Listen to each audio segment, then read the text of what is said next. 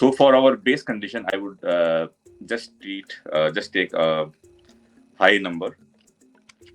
For example, in the problem statement, the constraints given here that the grid ij is always between 0 or 100, right? It cannot be more than 100. So this is a very useful constraint we can consider here. I'll show how. So here, I mean, if I treat it as more than 101, right? It can be 101 or 102, whatever. Or maybe I just take a max number, infinity number. So I will just take this as our overflow case to calculate the value starting from this, because we don't have anything here and here, right? So that's why if I use this formula for this particular cell, it will not work because we don't have any element here.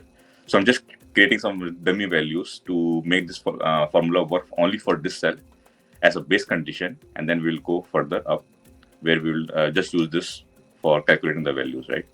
So here, again, if I take max and I will just fill all this with max. Okay.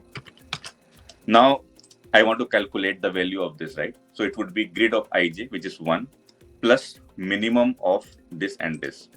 Now, if I take both minimum of this, it should be same, right? So which is not, I would say, correct. Because either I have to put this as 0 or put this as 0.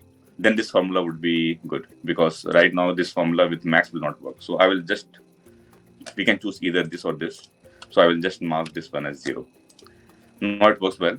Now we have got 1 plus minimum of this or this, minimum of this or this is 0. So this goes to 1 plus 0. So 1 plus 0 would be 1.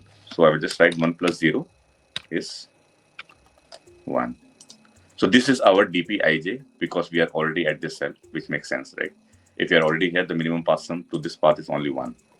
Now let's go to this cell. Again, applying the same formula. 2 plus minimum of the cell right to it, dp of ij plus 1 is 1, and the below one is max, right? So it would be like this. So if I just expand it to make it visible, right? So this would be minimum of 1 plus 1, this would be 3. Answer would be 3 for this cell. Okay. Now similarly, if I just go here again, so minimum of 3 and max is 3. So 4 plus 3 equal to 7. Now let's quickly fill on the other cells. So it would be minimum of 1 is this. So 1 plus 1 is equal to 2. Then 5 plus minimum of 2 and 3 is 2. So it would be 2 is equal to 7. 1 plus 7 is 8. This is because both are 7 here. Now 1 plus minimum of 1 plus minimum of 1 plus 1, 2. So it would be 3. This goes 3 plus 3. 3 is less than 7. So 3 plus 3 is equal to 6. Now 6 and 8. 6 is minimum. So 1 plus 6 is equal to 7. And this is our final solution, right? As we can see here, output is given as 7.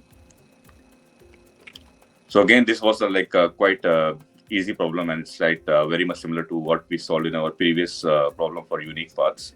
We just reduced this, we just broke this problem into sub-problems and tried to reuse the problem, and we formulated it by using this formula, that grid ij plus this. Okay.